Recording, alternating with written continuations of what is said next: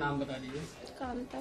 Ma'am, ऐसे दुख घटना तो हुई है, आपकी बेटी चली गई और आरोपी गिरफ्तार हो गया, क्या कहेंगे? मैं तो कह रही हूँ उसको या तो फांसी दो, और हम अपनी आंखों से देखना चाहते हैं उसे गोली मार दो। जैसे मेरी बेटी तड़पी है ना, वो भी तड़प तड़प के मरे, और उसकी लाश हम अपनी आंखों से देखना चाहते हैं। हमें भी पता चले कि हाँ, इसे मार दिया है। मेरी बेटी की आत्मा को जब भी शांति मिलेगी और हमें भी शांति मिलेगी। कब से परेशान करता था बेटी को? बेटी को कुछ दिनों से परेशान करने लग गया था। वो जैसे अब ऑफिस जाती थी, उसको परेशान करता था कि फ़ोन नहीं करती, बात नहीं करती। बेटी ने मुझे बताया भी था, मैंने उससे बोला भी था कि भाई क्यों परेशान कर रहा है, जब अगली ये देर से बात नहीं करना चाहती, कि मतलब नहीं रखना चाहती, क्यों परेशान कर रहा है। तो काट देता था फ़ोन, नहीं करता था। फिर उसके बाद फिर बोलने लग गया था, एक बार इसकी शादी का प्रस्ताव रखा।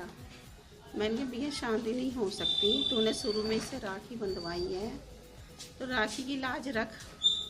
हमारे यहाँ राखी को पवित्र रिश्ता बांधा जाता है, किसी का राखी बांधते हैं तो हमारे यहाँ पवित्र रिश्ता होता है भाई बहन का। तूने कहा मेरी बहन नहीं है, मैं इसको बहन बना रहा हूँ, इससे राखी बंधवाना चाहता हूँ। मैंने कहा चलो कोई बात नहीं, हम राखी बंधवा रहा तो, लेकिन राखी तक ही अपने रिश्ता रखियो। कभी ये नहीं कि आगे चल के तू कोई और बात बोले, उस बात को हम नहीं मानेंगे। कह रहा नहीं ऐसी को नहीं। तो अब इसने उससे राखी का वो शादी का प्रस्ताव रखा। लड़की ने भी बताया, मैंने इसको समझाया, मैंने कहा हमारे नहीं होता ऐसे बिल्कुल भी, उन लोगों के होता होगा कि बहन से कर ली, ये हमारे नहीं होता। तेरी कास्ट अलग है, हमारी कास्ट अलग है। मैंने कहा उसमें लड़की को परेशान मत करिए। कह रहा चलो कोई बात नहीं, जब तो मना कर दी इसने।